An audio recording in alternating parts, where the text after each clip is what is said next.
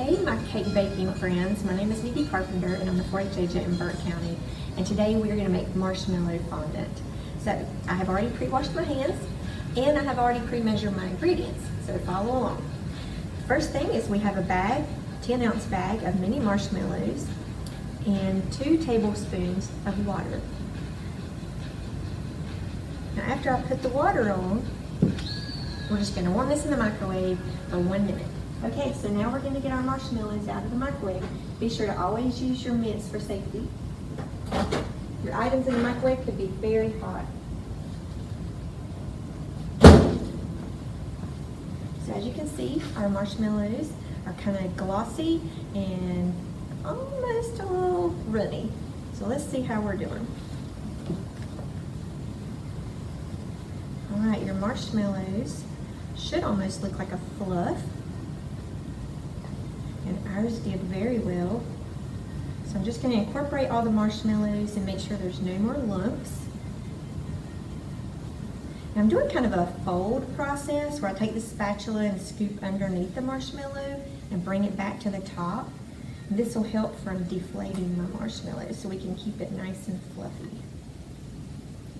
Okay, so that looks nice and incorporated. So what I'm going to do now is slowly start adding some of our powdered sugar. We have pre-measured 4 cups of powdered sugar, or you may know it as confectioner's sugar.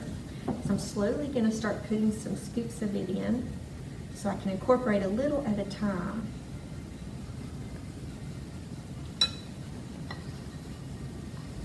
Okay guys, so I have put the rest of the powdered sugar in, and I'm going to show you how we finish this up before our kneading process. So as you can see, it still has a little bit of stickiness to it, but it's starting to come together almost like a ball of dough, and almost a Play-Doh texture.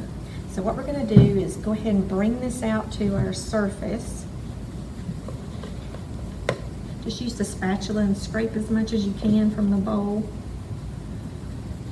And then I'll put my bowl in the sink with some warm water so that it can start soaking the fondant sugar mixture off of the bowl. All right, so I scraped everything out there. Now we're going to do a kneading process where you're going to press down with your hands and fold. Now during this process, if it were to get too sticky, you can add some extra powdered sugar to your surface. You can also use a little bit of that flavorless oil on your hands to keep from sticking. So the kneading process to get it the right consistency will take 7 to 10 minutes. So we're going to do that now.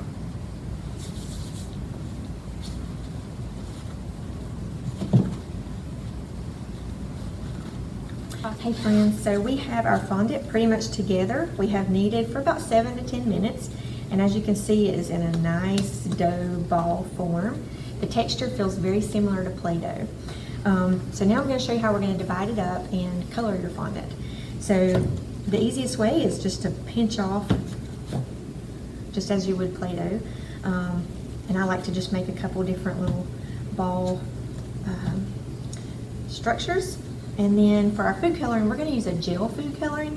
I feel that it works a little bit better with our fondant. And we're going to show you how to knead that color in.